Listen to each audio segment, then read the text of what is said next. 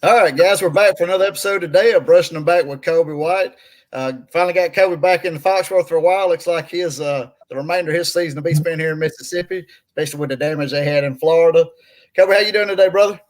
Man, I'm doing good. Doing really good. Well, Excited. for our listeners and our viewers, we have quite a treat today. We have the Robbie Falk going to be with us today, talking about the influence of the media.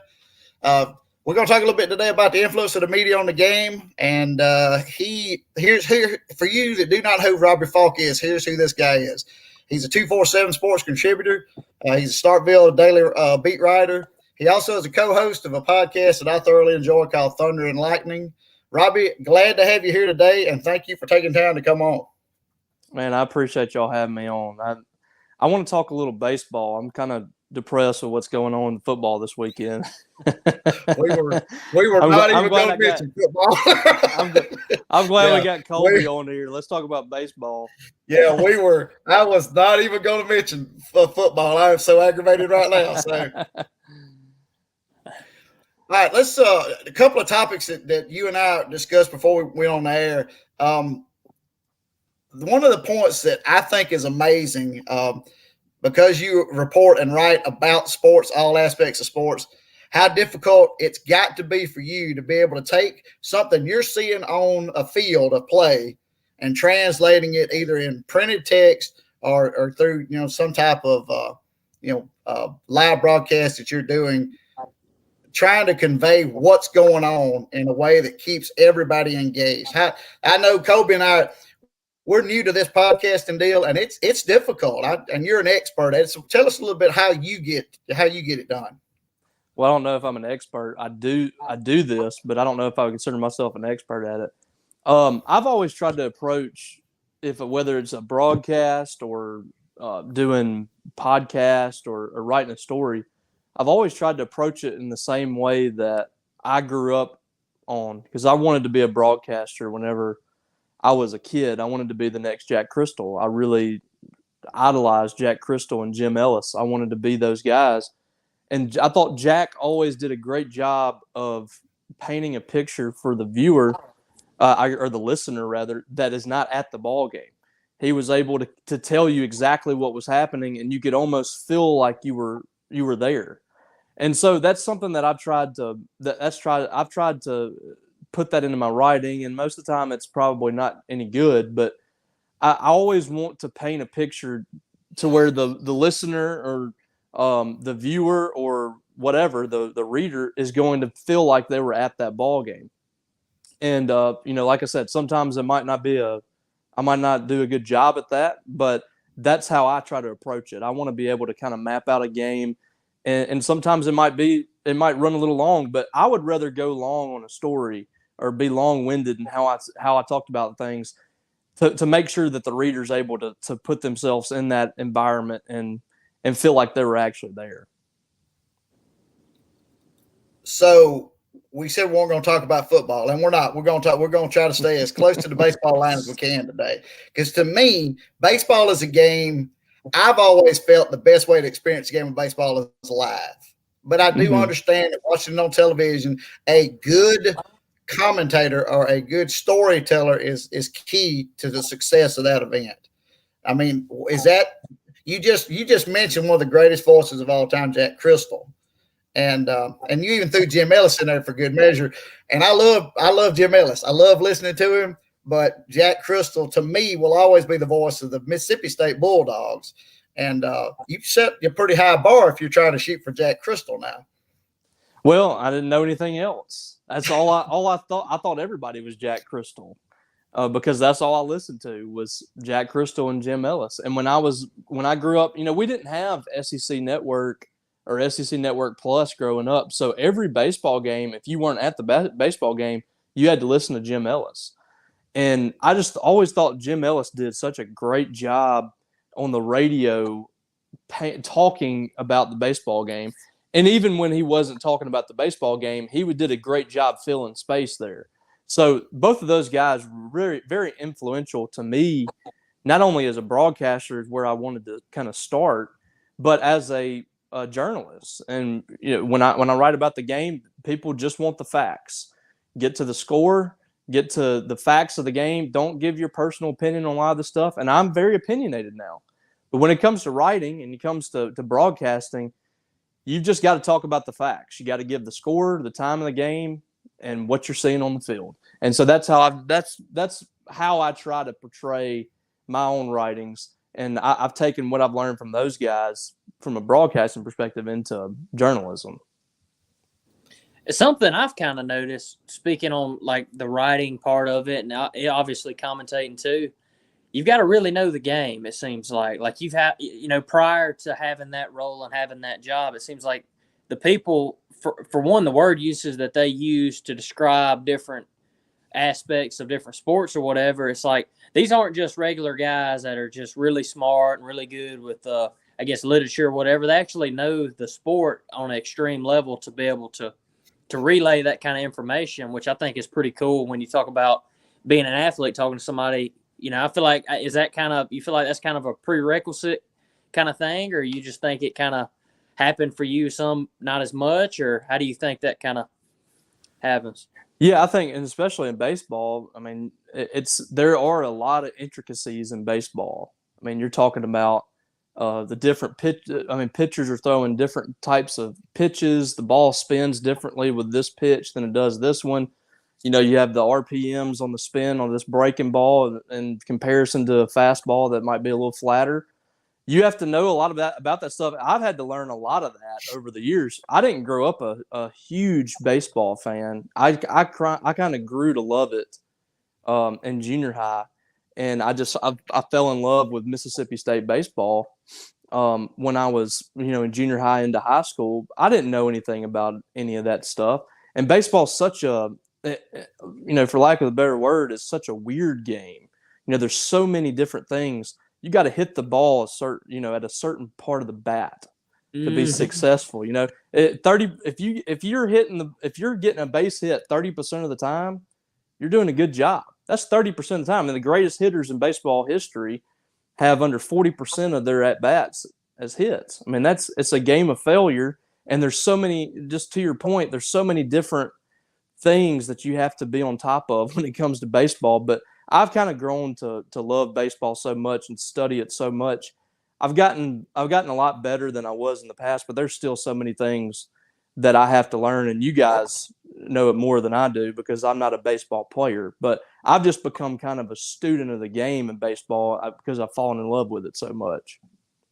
Yeah. And that's what's cool about it is like I've been in games before and certain little things that were not normal for me to do, a writer would write about it and would know that I'd done it. And I'm like, I didn't tell anybody I'd done this. He saw it and he understood the game enough to be able to say, well, I saw this. That's what's cool is like, I never would have thought, but I mean, I guess if you're around it and you're seeing it a bunch, and that's what's cool about this kind of thing is it ain't just the average person watching this, and describing it and talking about it, which was pretty awesome for me to see firsthand. Yeah, and there's still times where I'm going to look pretty dumb when I'm talking about a baseball game. And I'm surprised I haven't been called out more than I have from baseball players for saying certain things. Because I can't get up there and hit a Colby White fastball. I mean, you could give me 10 chances to hit one of your fastballs, and I couldn't do it. So, I mean, who am I to be qualified enough to break down your game or whatever? So, and that's one thing I try to take into account too. I don't like to bash any players or anything like that because I know I couldn't get out there and do it. Yeah, well, and kind of thinking from like a player's point of view too, to add on to that is like, heck, when we mess up, a lot of times, especially with me, I'm sitting here thinking, I really hope they don't try to sugarcoat it too much being nice because it is, it is what it is. You go out there and you allow 2 runs in the 8th and put your team behind, that blame, it ain't nowhere but me, Obviously it should be, and I feel like how hard is it as somebody writing stuff to sit there and think, this is what it is. Should I soften it a little bit to not make it as harsh, or do you ever kind of go through that mindset, or is it kind of? Oh, yeah.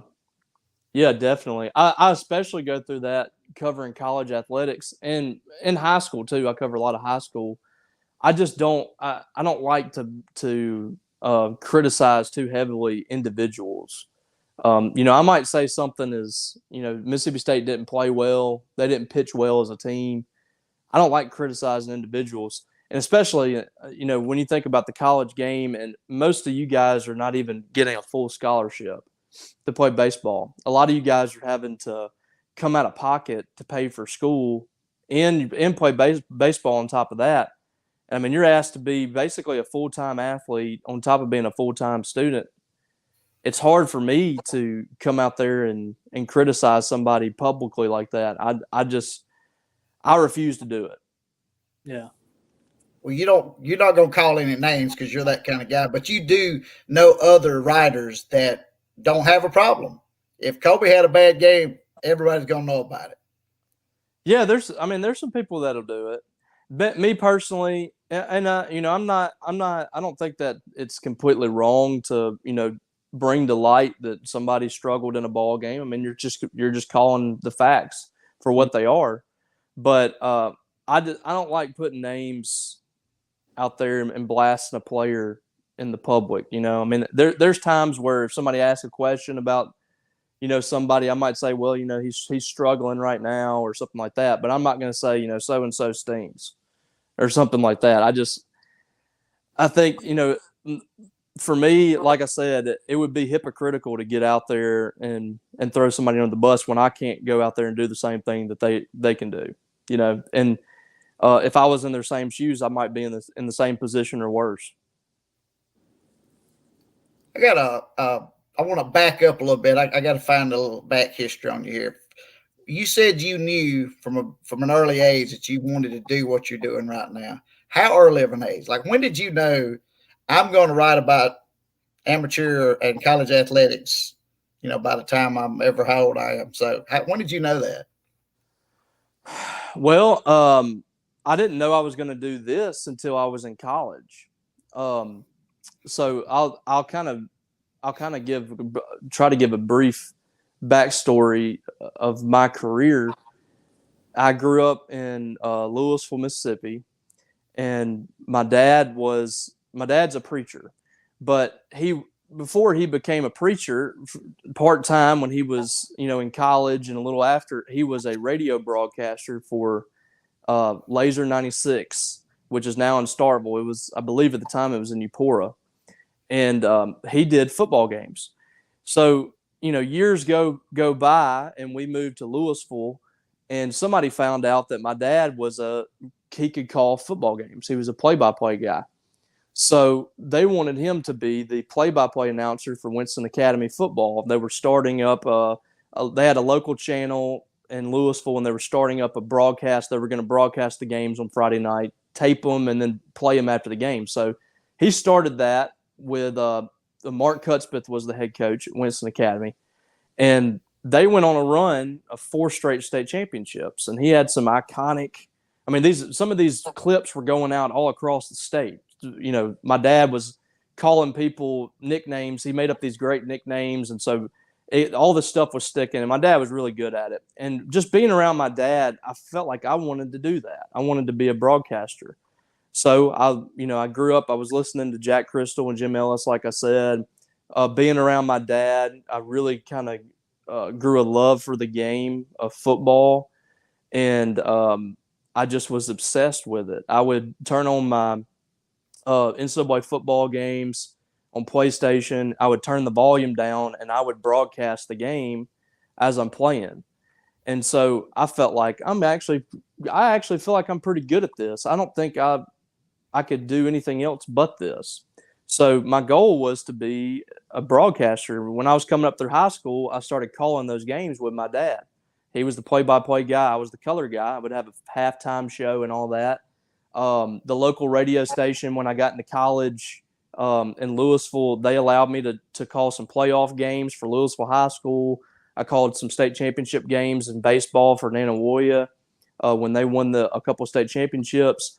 So I really felt like that was the direction I was going, and I got into an internship at Mississippi State doing media relations. And actually, the first job I had was right after I graduated. State hosted the Super Regional in baseball in 2007. that was the first thing I ever did with Mississippi State Media Relations, and I was hooked on Mississippi State baseball, and I wanted to be in public relations. I wanted to be the Mississippi State baseball SID one day. So, I'm going through college. I was doing that internship basically for free for 5 years, and just got married. My wife was hounding me about getting a job because I was making no money for the family, and she wanted me to go work at Lowe's, Walmart, wherever. And I refused to do it. I just said, just wait. I'm meeting some people here. I'm going to get this done. Okay. Just let me do it. So anyway, my senior year in college, a job opened up at rivals.com to be the Mississippi State beat writer for Rivals. And so the job was paying $24,000 a year, which was like, I was a millionaire if I got that money. Because I was a senior in college, I'd made nothing to that point. So I jumped on it. And ever since, I've been covering Mississippi State. I worked there for about a year. And then I joined 247. I joined Paul Jones. He brought me on with him. And Starkville Daily News a few months later. And I've been working here ever since. And the legend of the Robbie Fault began. I don't know if there's any kind of legend. I might be notorious. I don't know, but I was wondering if you were going to bring up your father is a legend. I was wondering if you were going to bring him up in our conversation. So he is. I mean, everywhere I go, somebody asks me. I can find somebody that asks me if I'm Brother Rob's son. He's made such a impact in so many people's lives. Everybody knows him, and he's happy all the time. He's a big talker, so you can hear him from a mile away. So I will forever be Brother Rob's son. So, I'm also excited to hear we got Nanawaya in a actual broadcast.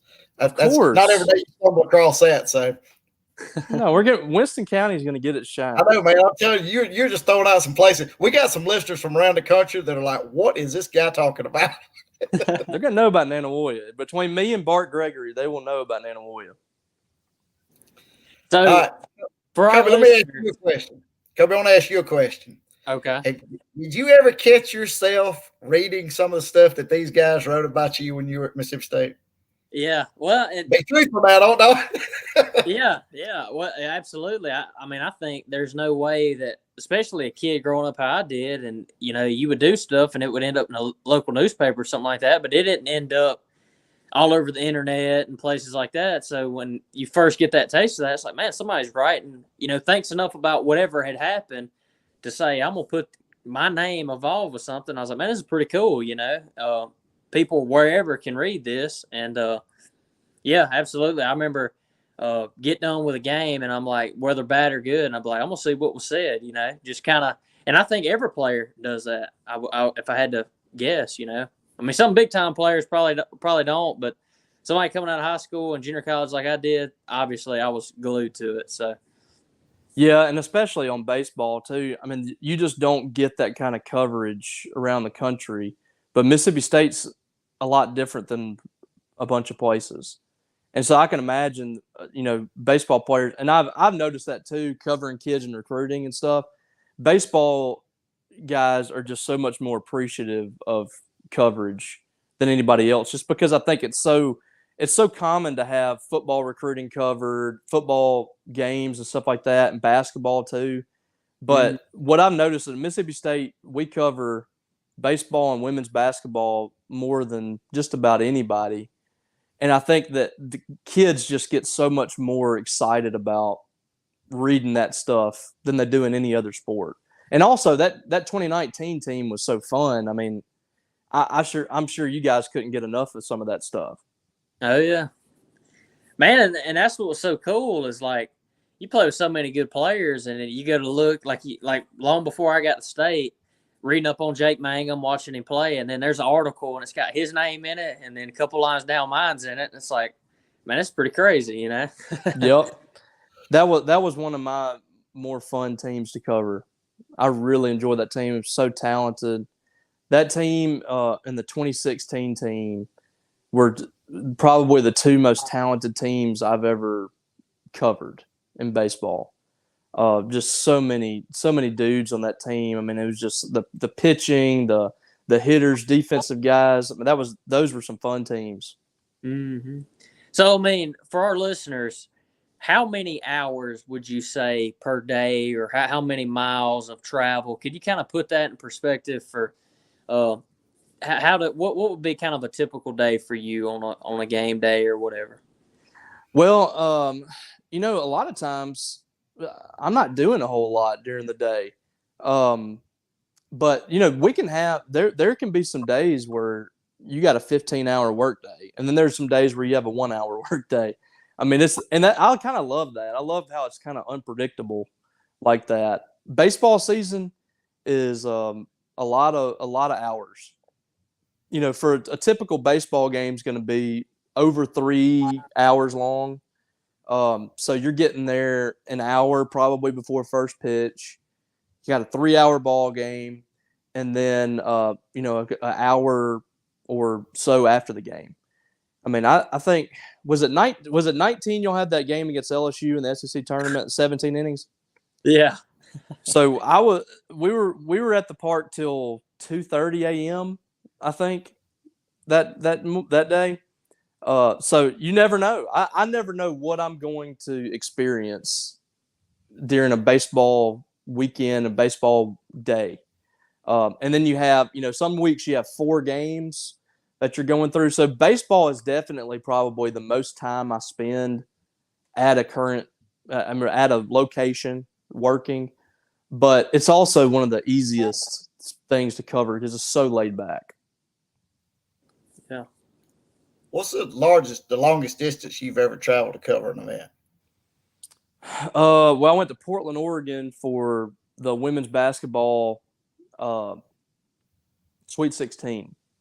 Women's basketball is probably the farthest I've driven, and then the next would be Omaha. I've been to Omaha 4 times. You drove to Portland, Oregon? I did not drive to Portland, but No. I drove to the year before. I drove to Kansas City and Columbus in a week's time. Columbus, Ohio. Yeah. And the year before that, I drove to Oklahoma City and Dallas in a week's time from Sweet 16 to the Final Four.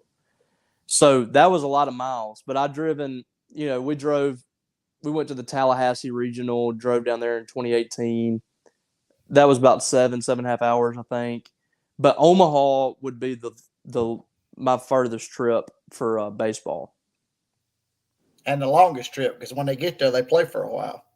I was there for that national championship. I was there for 2 weeks. And I was there for about a week and a half for 2019. I mean, they played 3 games, I think. Yeah, don't bring up the national championship. It just brings back bad memories for Colby in 19. So. Man, they got it done, though.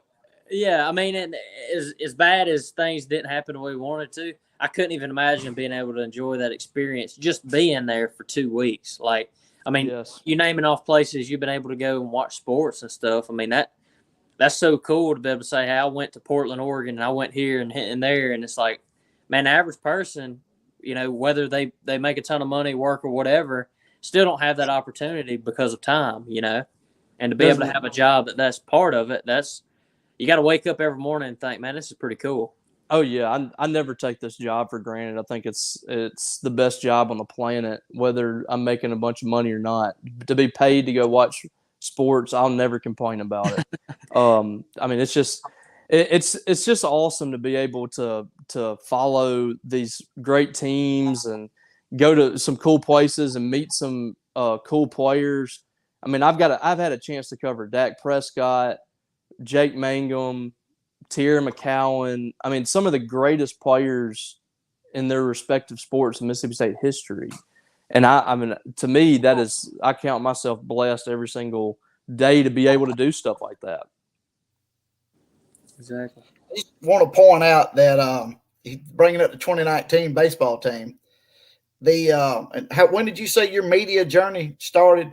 2000 and what? 2013. So you were a credentialed media, let's see, trying to think where you would have been in your process. And when Tebow gave the speech, you remember that everybody remembers the Tebow speech, right? After Ole Miss beat them and y'all never, nobody will ever outwork me. The moment I saw Jake Mangum on the podium giving the address to the media after it was over, and he's pointing out that this guy's going to bring a championship. This guy's going to bring a championship.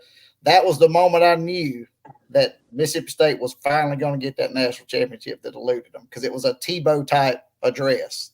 Yeah, I think those players, Colby can probably speak on it too. Those players could see it with that staff, the preparation that Chris Lemonis and that staff had. That's why I have no doubt that last year was just kind of a fluke. I cannot see Chris and that staff not turning it back around. And I believed every word that Jake Mangum said in that address, that he really believed that Chris Lemonis was going to bring that first national title. Man, and I'll never forget stepping foot on campus and being around those guys for a little bit, players, coaches, and all, and sitting there thinking, this is a whole different level of expecting to win. Like, I came from a junior college and we won a state championship, but that was junior college, and this was at a whole bigger level.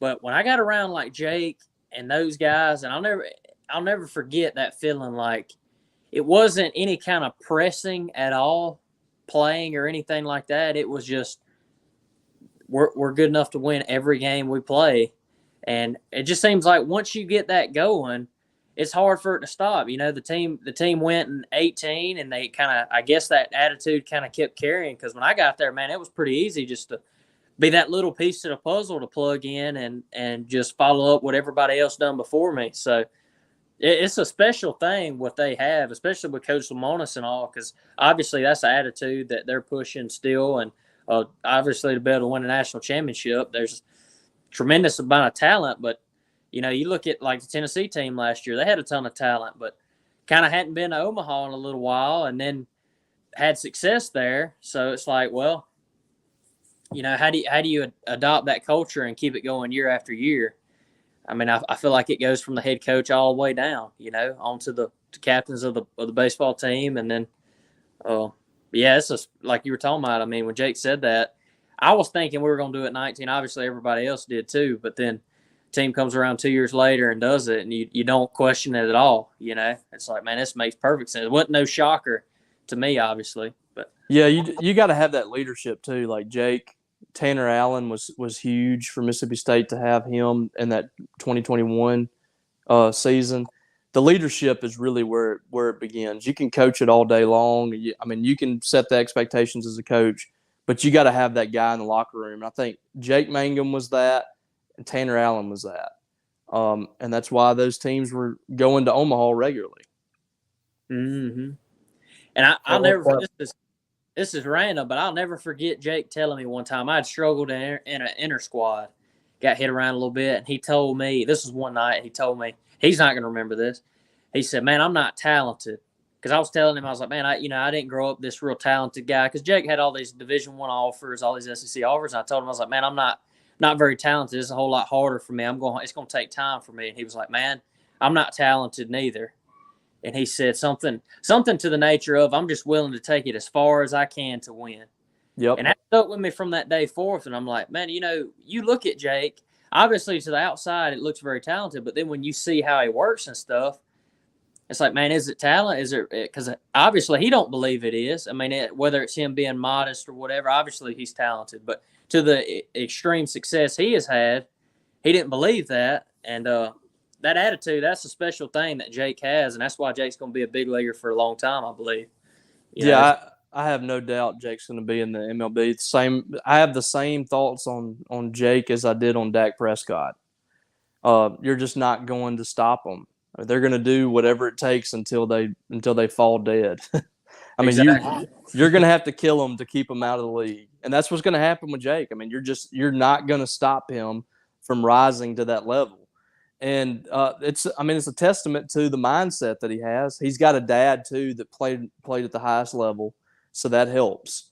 Having that guy in the same house that helps when you have that kind of mentality. But Jake he's always been a guy that's going to show it. He's not all talk. He's going to show you how to do it.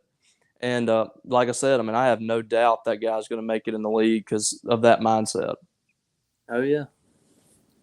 Robbie, a few minutes ago, you made a statement that you personally don't like to single out single players. If they have a good performance or bad performance, you don't like doing that.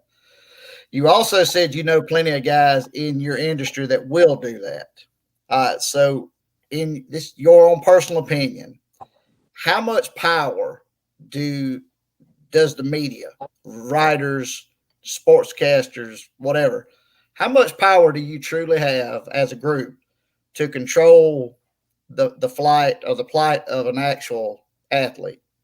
Like, I'll give you a prime example. Aaron Judge. They're all over Twitter and everywhere else, but Aaron Judge is the true single season home run champion right now. Now, I grew up watching a lot of guys that were a lot more talented than he was, hitting balls a lot farther than he did. Now, here's where me and Colby butt heads a lot. Colby said no guy that has ever been accused, caught, whatever, of trying to enhance his performance should ever get an opportunity to be like in the Hall of Fame, for example. Mm-hmm. I personally feel like that, yeah, they got caught or they were accused of or whatever, but there's a lot of guys that cheated. They just didn't get caught. So how do you fall on that? I mean, would steroid? You say, if you had a chance to vote Barry Bonds, let's say, into the Hall of Fame, would you vote for him or against him? I'm personally for Bonds going in just because he was such a good player before all that. And two, I don't think steroids can help you hit a baseball. I think it still takes a lot of skill to hit a baseball and to play at that level. But I can see Colby's point of view too, just from the spirit of the game and as a competitor himself. He's put in the work to do things, and somebody else has taken a leap because they're using a performance enhancer. I can see that point of view as well.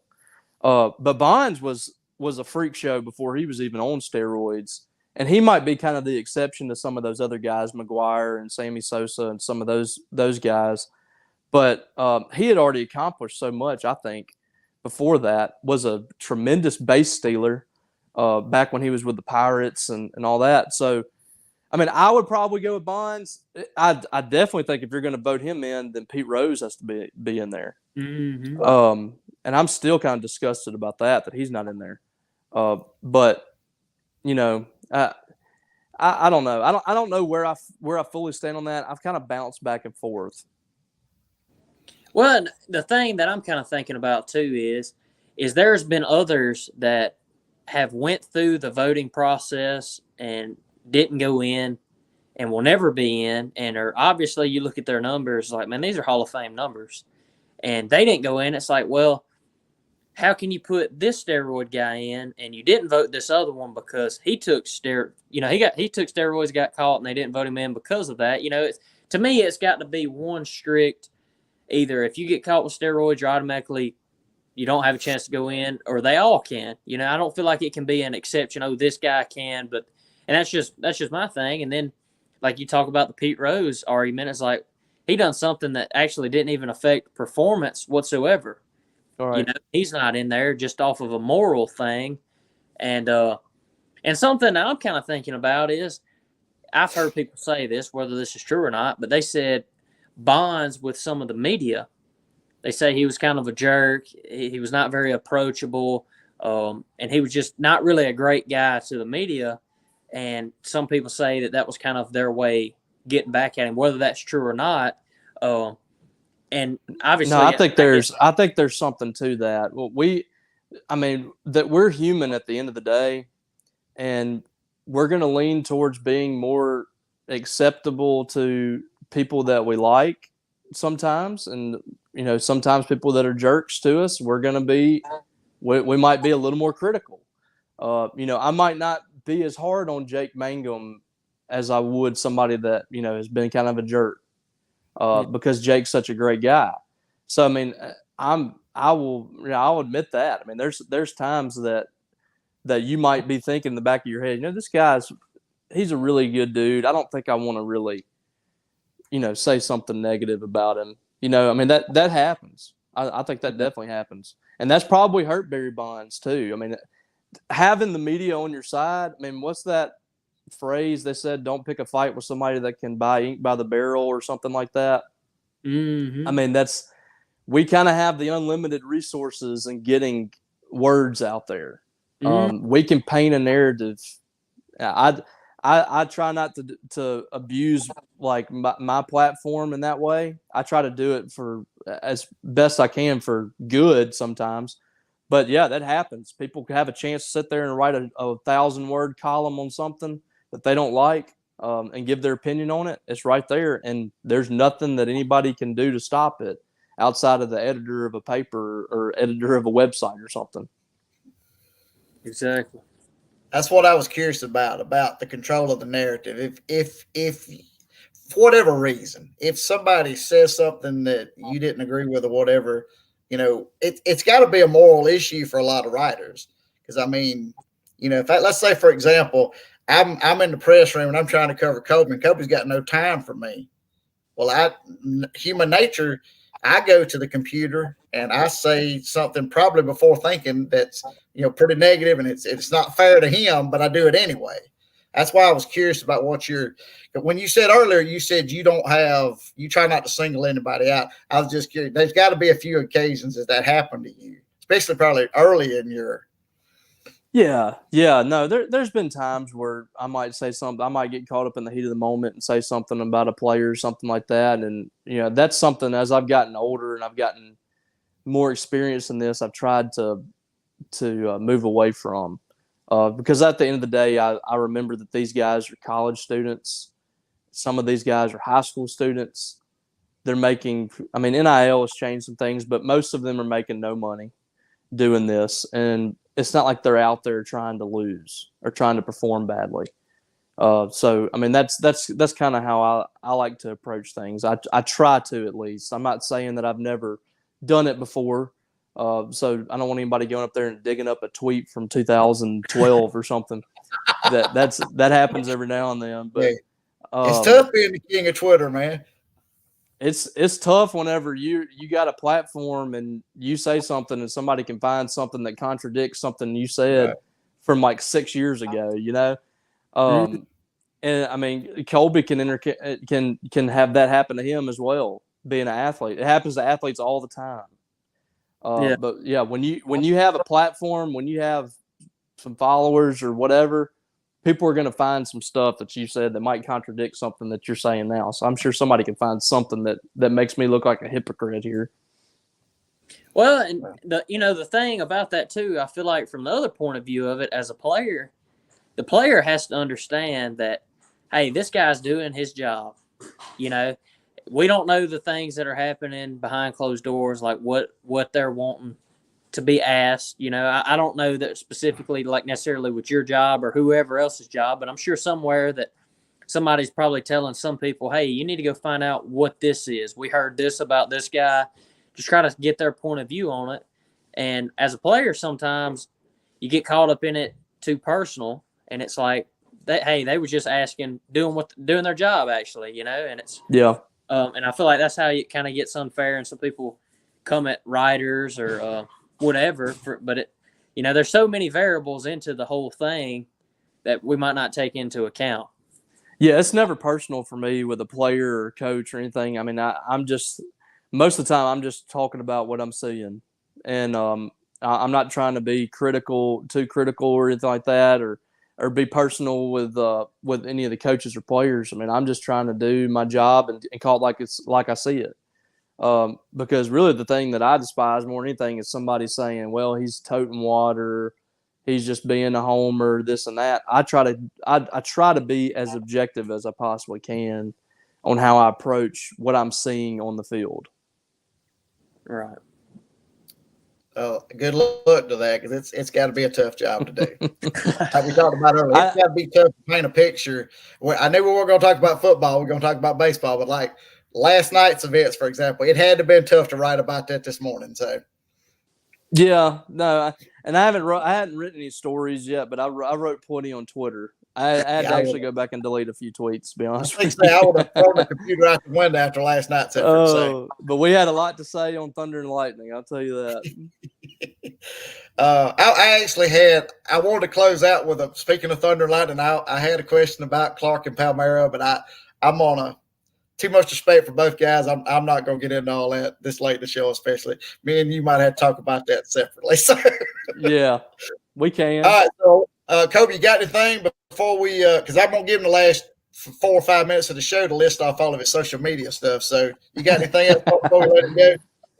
Man, of course, we appreciate you coming on. It's big time having you on the show. Obviously, good to talk with you again. We really appreciate it a lot, and hopefully them dogs will get back on track next week. So yeah, man, I appreciate you having me. I'm glad to see you back and up and at 'em. Of course, I do a minor league update every week during the season, and I'm looking down at that injury list, and there's just former dogs just all over it this year. So I'm wishing you guys the best, hoping you guys get back on the field next year.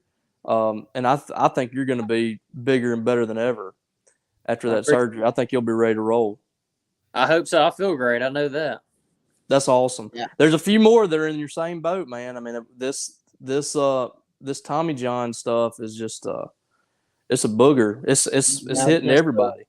I just spoke to Preston Johnson yesterday. He's out, just had surgery. That's another one, man. And I mean, State had 3 or 4 this year, and I'm looking at that list. Christian McLeod just had one. I think Eric Sarantola's hurt. It's just it's hit everybody. But the good news is nobody's scared of that anymore, and it seems like guys are coming back stronger than ever. So I'm ready to see you guys back in there, because it was a heck of a year for former State players, even with that injury list as full as it was. I mean, we got a bunch of dudes that we covered that are making their way up to the big leagues. We'll have a big number of former dogs up there pretty soon. Mm-hmm. Well, speaking of former Bulldogs and guys making it to the majors, you made a statement earlier that if you had 10 chances against his fastball, you probably wouldn't do that well. I mean, This guy was the minor league pitcher of the year. I mean, don't be so hard on yourself. Come on. Look, if you make contact on a couple of them, I'd write a story about it personally. So if I tipped one of those things, I'd put the ball in a case and hang it in my room. It would be shadow boxed. I'm telling you. Come on now. If I could get a tip, if I could just get a piece of the bat on the ball, I'd be happy. Crazy. That's absolutely crazy. All right, man. Look, this last couple of minutes, it's going to take at least 2 minutes, and that's you talking nonstop. Give us all your social media stuff. Well, hopefully my phone don't go dead before then. We're rolling on fumes here. Not on fumes. Yeah, but yeah, of course you can come check us out at 247. I feel like, for baseball fans, there's no other place that covers Mississippi State baseball like us over there. So come over there and subscribe. We usually have a great deal for subscriptions there. You can follow me on Twitter at RobbieFalk247. I got a lot of Mississippi State and other nonsense on there from time to time. And then I got a YouTube channel. I try to do a YouTube live chat with State fans once a week. We've been having some good shows on there. So I'll be doing that on Monday night. I'll be back on there. So, and of course, if you aren't already subscribed to Thunder and Lightning, Brian Haydad and I, we've been rocking and rolling the last couple months and doing pretty good. So come check us out over there as well. Folks, that is why he is the Robbie Falk. You hear all that stuff he's got going on, and just think that guy was excited to make $24,000 a year at one point in his life. Hey, I'm still excited about that. It's not like Robbie, that those contracts are that high now as opposed to what they were. Hey, can't thank you enough for coming on. I'm glad to see that you started off making minor league baseball money, and now you're in the major leagues making that real money. So, not quite. All right. I'm not making for all of our audio listeners. We're gonna finish out with a couple of commercials. Kobe's got to pay the bills, he said. And for all of our YouTube listeners, we will be back next Sunday, 6 p.m. Eastern, 5 p.m. Central. Our guest next week will be Brian Snow from Chicago, Illinois. He has a show called Snowman in the Morning. and he is excited to talk playoff baseball with us. So me and Colby will have a pretty good time with that for sure. Robbie, can't thank you enough, brother. I appreciate you, fellas. Brushing them back with Colby White, guys. See y'all next week.